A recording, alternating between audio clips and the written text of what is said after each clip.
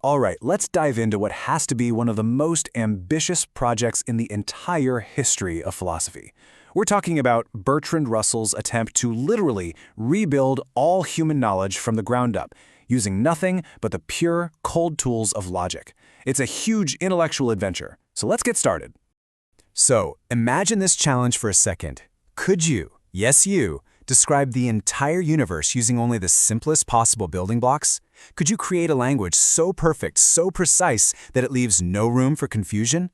Well, that's the question that absolutely obsessed Bertrand Russell, and his quest for an answer led him to a really revolutionary theory called logical atomism.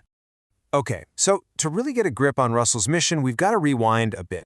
We need to understand the world he grew up in, intellectually speaking. We're talking about 19th century empiricism and the specific set of tools it had for figuring out what's true.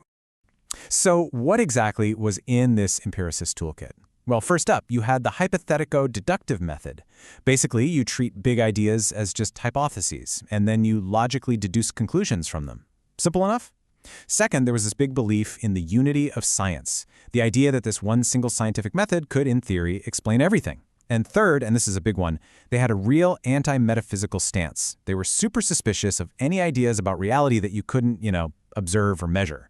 If you couldn't back it up with hard evidence, they just weren't interested. Now, what's really wild is how direct this influence was. The leading empiricist thinker of the 19th century, John Stuart Mill, he was Bertrand Russell's godfather.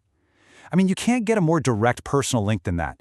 It's this fascinating tidbit that shows just how deep this intellectual inheritance ran. Russell basically took these empiricist ideas from his godfather and decided to supercharge them with a brand new kind of logic. And that, of course, brings us to the man himself, the architect of this whole project, Bertrand Russell. A truly brilliant and kind of rebellious thinker who was convinced that logic was the master key to unlocking all the secrets of the universe. You see, Russell started out as a mathematician. His magnum opus, this massive work called Principia Mathematica, was this heroic effort to prove that all of mathematics is really just a super complicated form of logic. And once he felt he'd done that, he had a huge realization. He thought, wait a minute, if this powerful logical method works for math, why not for everything? He became convinced it could be the blueprint for all human knowledge. And this quote right here really gets to the core of his vision. He said, "The whole of mathematics is nothing but a refinement of the art of deduction." For Russell, that was it. A real explanation wasn't just a story, it was a logical deduction. If you could show how a belief followed logically from some basic undeniable premises, that was a genuine scientific explanation. And this idea became the bedrock for his entire project. All right, so armed with this powerful logical toolkit, Russell sets out to draw up a brand new blueprint for reality itself. Let's dig into the core of his theory, which he called logical atomism. So the main idea is this. Everything we think, everything we believe, every sentence we say, all of it can be broken down, analyzed, and stripped back to its simplest possible parts. Think of it like intellectual Legos. He called the smallest bits of language atomic propositions, and he believed they perfectly matched up with the smallest bits of reality, which he called atomic facts. And this right here shows the idea perfectly. The goal was a perfect one-to-one match. For every single, simple, irreducible fact out there in the world, an atomic fact, there would be one single, simple, true statement in his perfect language, an atomic proposition. For Russell, truth was literally this perfect mirror image between our language and the world. Okay, to see how this actually works, let's look at one of Russell's most famous examples. Check out this sentence. The present king of France is bald. Seems pretty simple, right? A straightforward statement. But Russell says, hold on. The logical structure under the hood is way more complicated than it looks. So what Russell showed is that this one sentence is actually what he'd call a molecular proposition. It's built out of three smaller, hidden, atomic propositions. For that sentence to be true, three different things have to be true. First, an X who is the present king of France has to exist.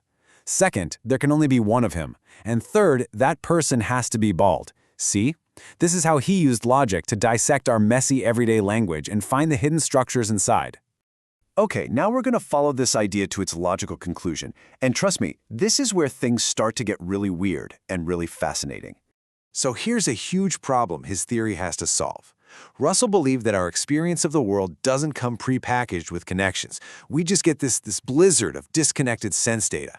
A flash of red here, a hard feeling there, a squeaking sound. So if reality is just this swarm of tiny separate atomic facts, where do we get complex objects like a chair or a table from? How does that even happen?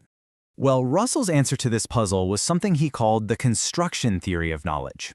He argued that a chair isn't really a thing that's just sitting out there in the world, waiting for us to see it. No.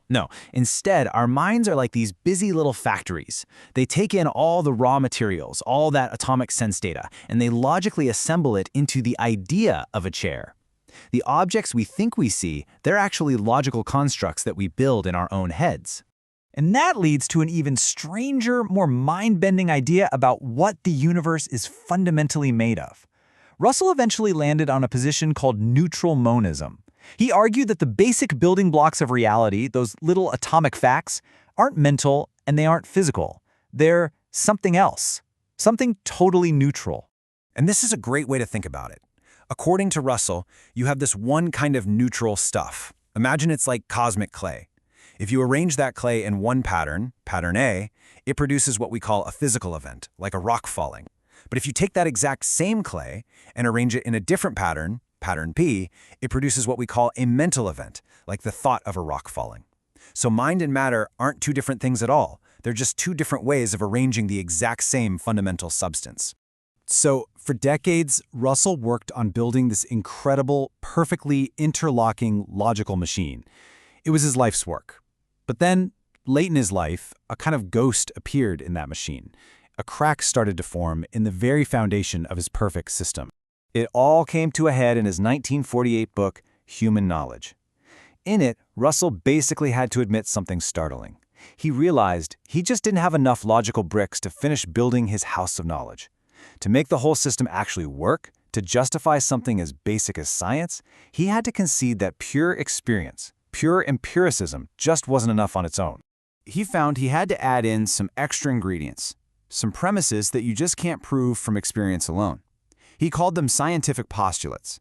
These were basic beliefs, like the principle of induction, the idea that the future will probably be like the past, or the idea that cause and effect are real things, or even that objects stick around when you're not looking at them. In the end, to build his perfect house of certainty, he had to lay a foundation made of unprovable assumptions. And that leaves us with a really powerful final thought.